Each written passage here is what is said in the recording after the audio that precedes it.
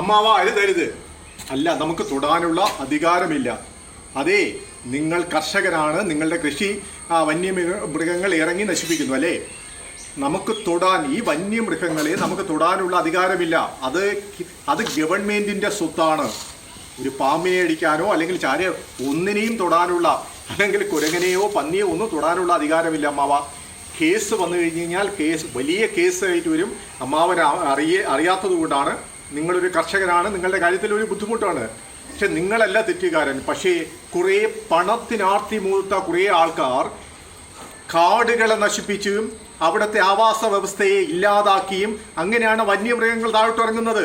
അതിനെ ബാധിക്കുന്നത് ആ സിറ്റിയിൽ കിടക്കുന്ന സമ്പന്നനെയല്ല, സാധാരണ പാവപ്പെട്ടവൻ, കൃഷി ചെയ്ത് ജീവിക്കുന്ന പാവപ്പെട്ടവനെയാണ് ബാധിക്കുന്നത്. ഞങ്ങൾക്കൊന്നും ചെയ്യാൻ കഴിയില്ല. എങ്കിലും നിയമമാണ്. നിയമം നമ്മൾ അനുസരിക്കാൻ, ഒരിക്കലും നിയമം ലംഘിക്കും. ഒരു പൗരൻ്റെ ആദ്യത്തെ കടമ എന്ന് പറയുന്നത് നിയമം അനുസരിക്കലെന്നാണ്. നിയമം നമ്മൾ ലംഘിക്കാനുള്ളതല്ല, അനുസരിക്കാനുള്ളതാണ്. അതുകൊണ്ട് അമ്മാവൻ ഒരു കാര്യം ചെയ്യണം, അധികൃതർക്ക് പരാതി കൊടുക്കണം. അതിനകത്ത് അതെ, പാമ്പകത്ത് കയറിയിട്ടുണ്ടെങ്കിൽ വനം വകുപ്പിനെ അറിയിക്കണം. അവരുടെ ആൾക്കാർ വന്ന് അത് പിടിച്ചുകൊണ്ട് പോകും. നമുക്കതിനെ തൊടാനുള്ള അധികാരമില്ല. കുരങ്ങൻ്റെയോ കാട്ടുപന്നി, അത് അധികൃതർക്ക് നിങ്ങൾക്ക് ഇത് കൊടുക്കാനേ പറ്റുള്ളൂ. അല്ല, നമുക്കതിനെ ഉപദ്രവിക്കാനുള്ള യാതൊരു തരത്തിലുള്ള അധികാരവുമില്ല.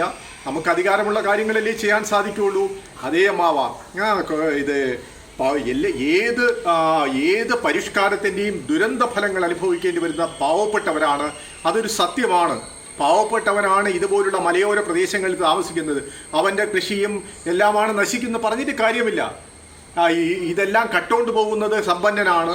നമുക്കൊന്നും ചെയ്യാൻ, വ്യവസ്ഥിതി അങ്ങനെയായി പോയില്ലേ എന്ന് പറഞ്ഞുകൊണ്ട് ഇതിനെ ഒന്നും ഉപദ്രവിക്കാൻ പാടില്ല. അമ്മാവനോട് ഞാൻ കാര്യങ്ങൾ ബോധ്യപ്പെടുത്തിയെന്നേ ഉള്ളൂ.